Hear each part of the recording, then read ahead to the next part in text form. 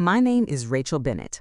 I'm 32, and I never expected to be humiliated at my own family reunion by the people who once left me behind with nothing. If you've ever felt overlooked or betrayed by your own family, leave a comment and tell me where you're watching from. Like this video and subscribe for more stories like this. The backyard smelled like grilled ribs and store-bought coleslaw, and my cousin Stacy was already 2 glasses into the Moscato when I showed up.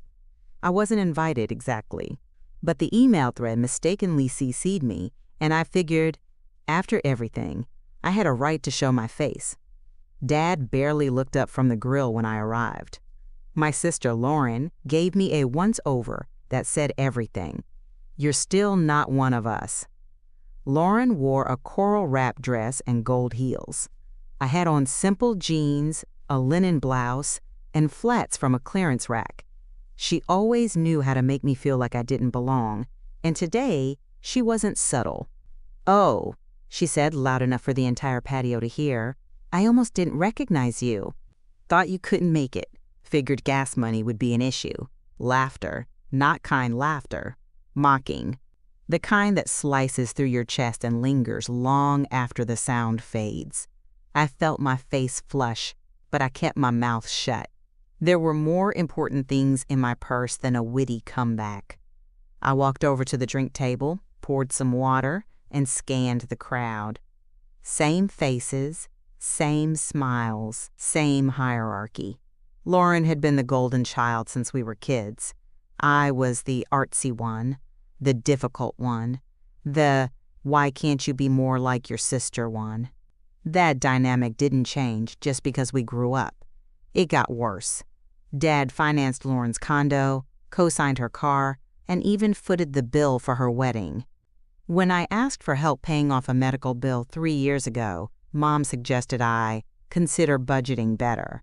I paid it alone, with tips from waitressing, selling my paintings on Etsy, and skipping dinner more nights than I care to admit. That was before the inheritance. Before they sold the house I grew up in and split the money between themselves and Lauren. I was left with a hollow explanation and a $50 grocery card in the mail.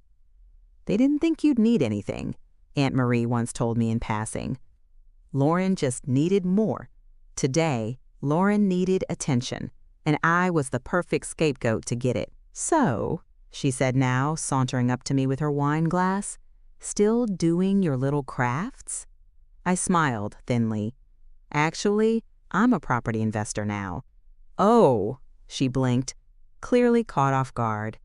Then she laughed. "Wow, they'll really let anyone into real estate these days." I nodded, reached into my bag, and pulled out a folder. No drama, no spectacle, just paper. I placed it on the drink table beside the pitcher of sweet tea, unzipped the flap, and flipped it open. A notarized deed, signed 3 months ago. Title, Owner, Rachel Bennett. Address, the same house Lauren lived in until a foreclosure notice forced her out. "You bought it?" she whispered.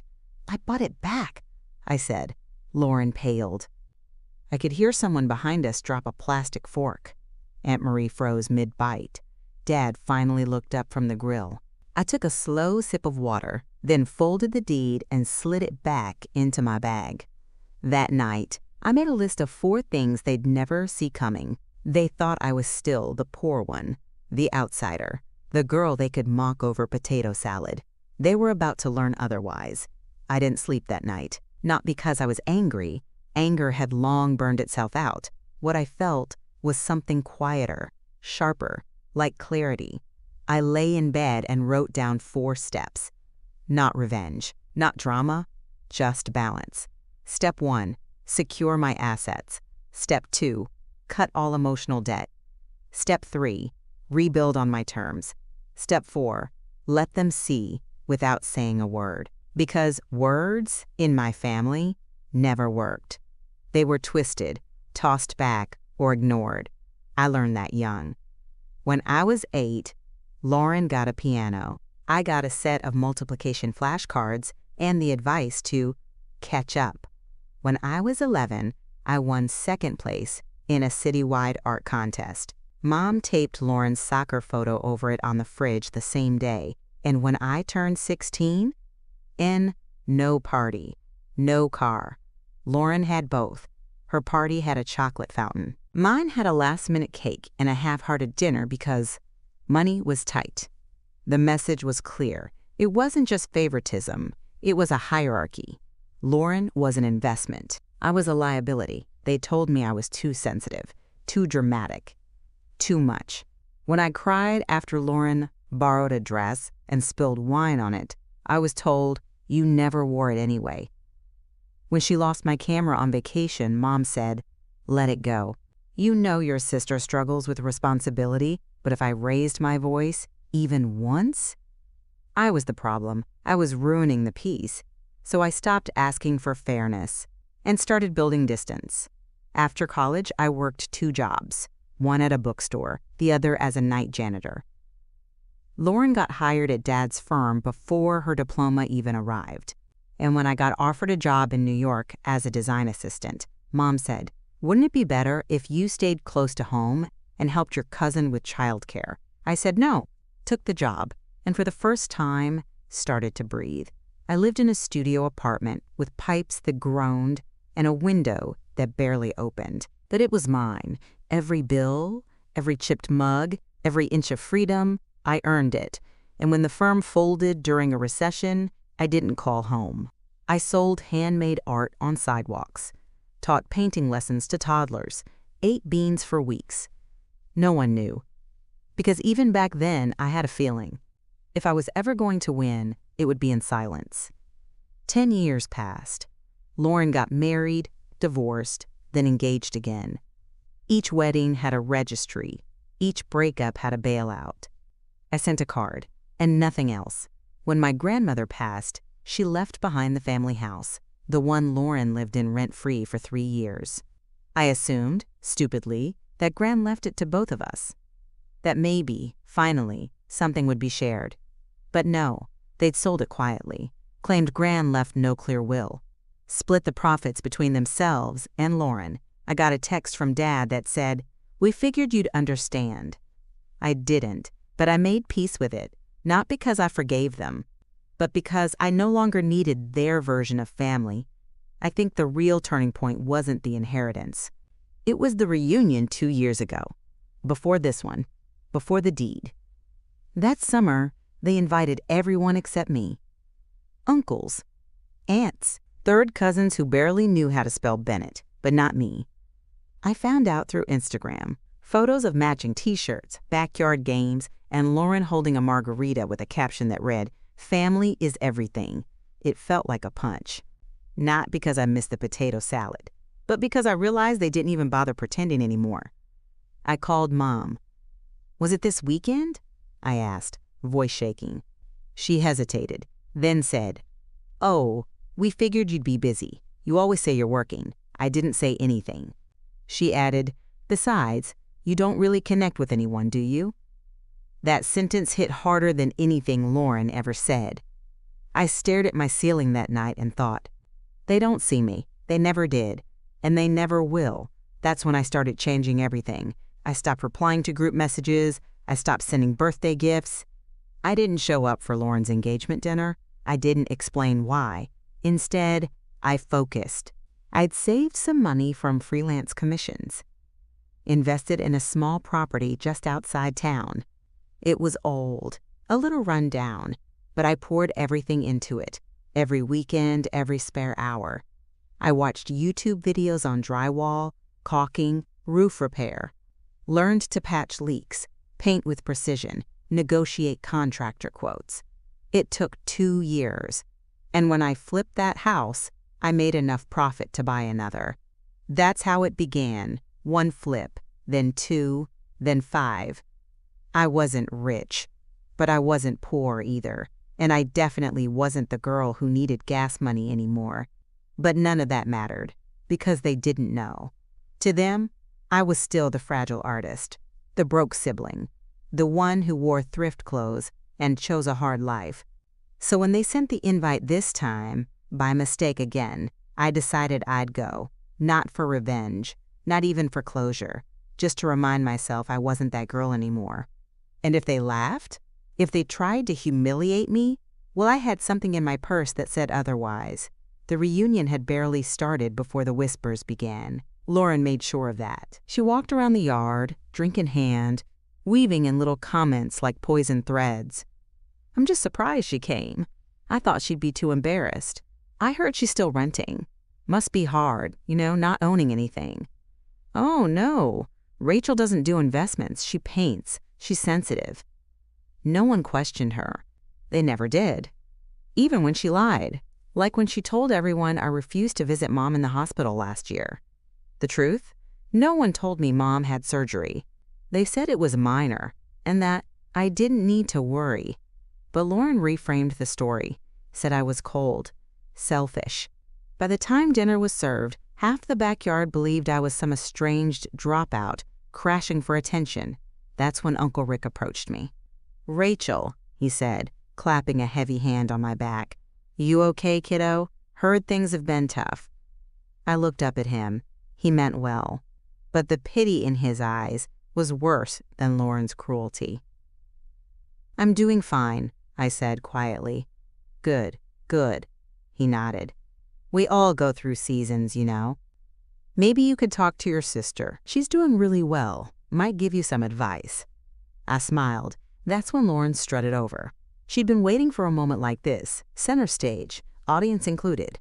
"Rach," she said sweetly, "I was thinking maybe you could stay with us a few days. I mean, your place is probably a bit modest for company." I could feel every eye on me. They thought they were being kind, helpful, generous. But kindness coated in condescension is just cruelty with a smile.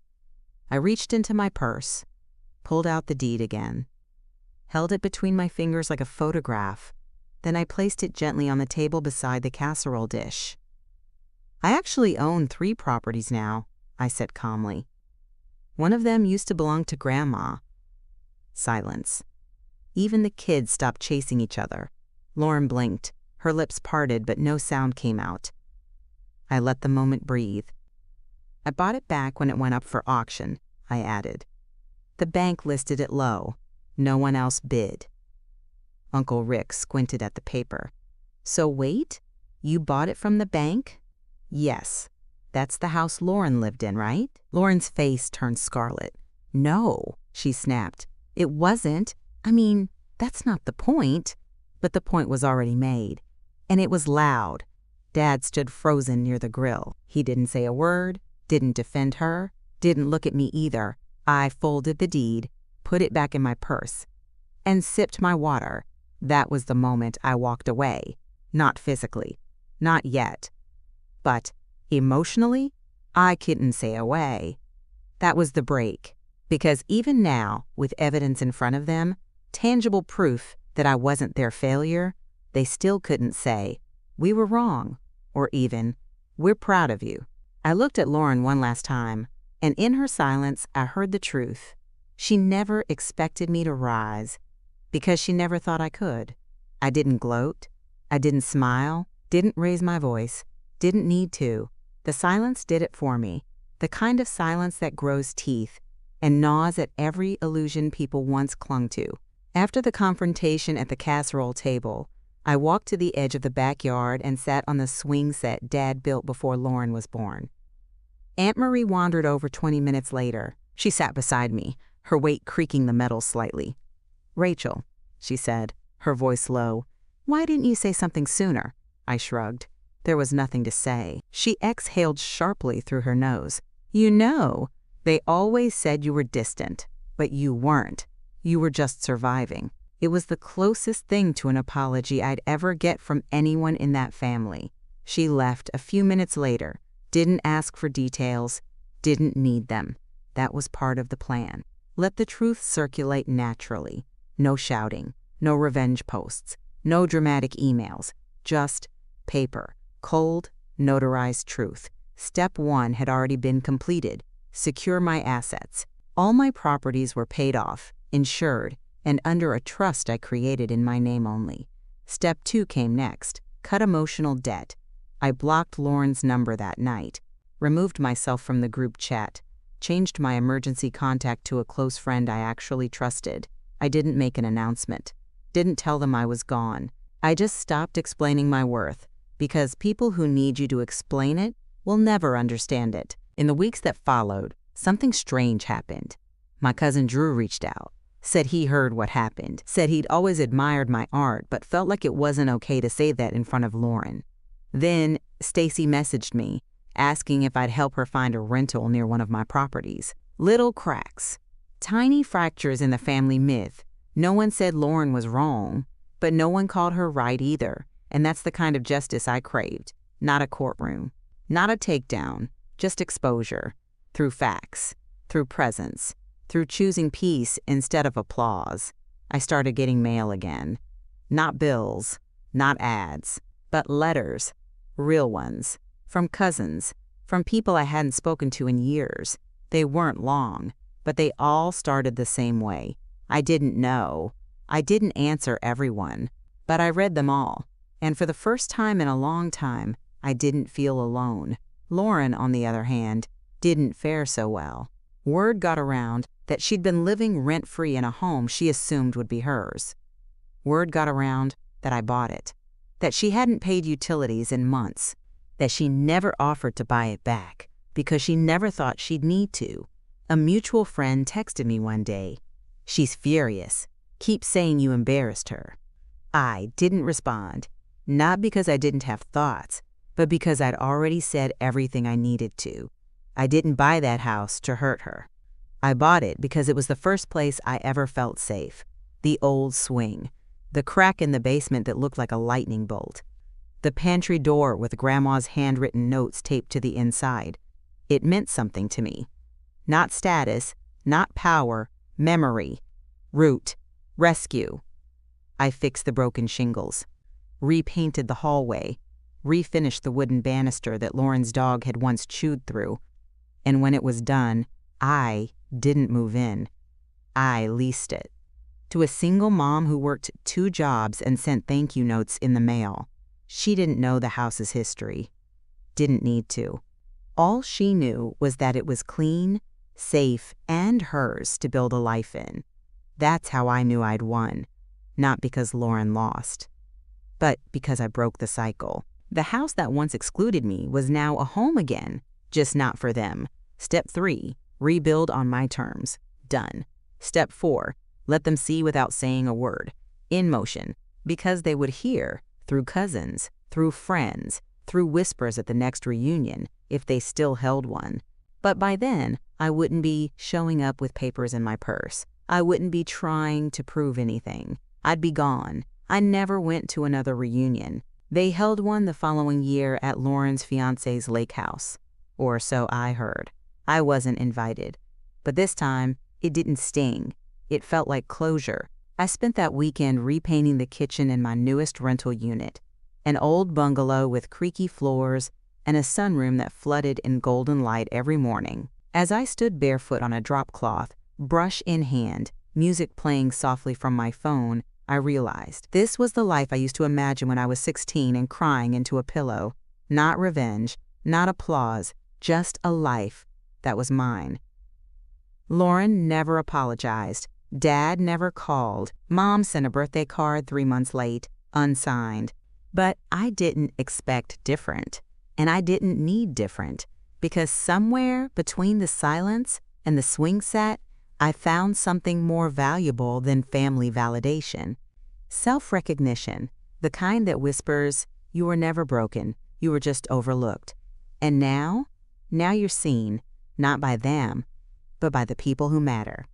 The people who've come to me for advice, for mentorship, for stories of how to rise without roaring.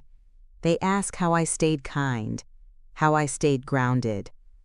And I tell them the truth, because I didn't want to become them, because I didn't want my healing to cost someone else their dignity, and because real wealth has nothing to do with inheritance. It's about knowing your value, even when no one else claps. So when people ask me why I don't go to family events, I smile and say, I'm finally building a family of my own. One I chose, one that doesn't measure love in debt or control, Have you ever had to walk away from people you once called family? Drop your story in the comments, and don't forget to subscribe for more stories about reclaiming your power. Send this to someone who needs to know they're not alone.